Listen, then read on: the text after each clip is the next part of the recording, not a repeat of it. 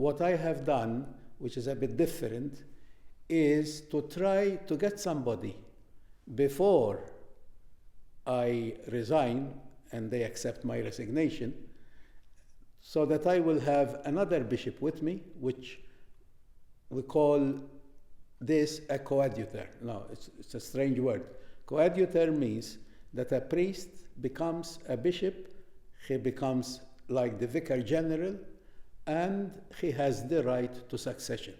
So if I can get a priest who is appointed by the Vatican always, no, after a process, to be a coadjutor, then when the Pope accepts my resignation, there is no need to wait for years to get another bishop, which is what happened in Gibraltar the last time that there was a vacancy or the bishop had to go away and that sort of thing. No, usually it takes quite a bit of time for the Vatican to find a person to take on the role of the bishop in a diocese.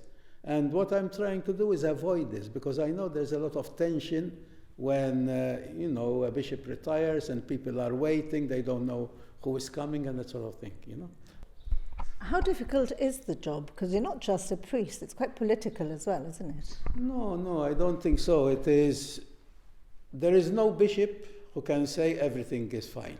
Whenever I speak to bishops, they all have their problems. There is nobody who is with responsibility, whether it's a job in the church, a ministry in the church, or a job in government, they can say everything is fine.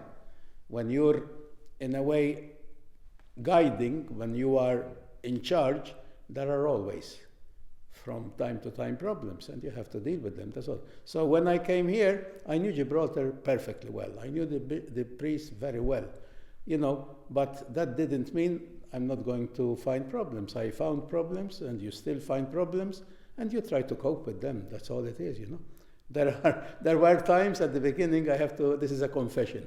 This is the other way around. There were times in the beginning when I hardly slept, because, sometimes problems affect you.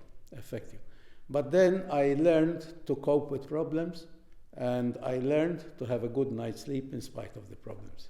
So you mentioned succession planning. Yeah. Do you think that there are any Gibraltarians who are ready to take on the role of bishop?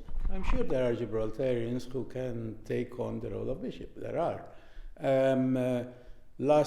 A few months ago, I was in Rome, and I decided to meet the head of the dicastery who appoints bishops. And I had a meeting with him, a very pleasant person, and he's the cardinal there in charge. And I gave him a summary of the situation in Gibraltar. I wrote that. I thought it's better that they know what Gibraltar is like as a diocese, no?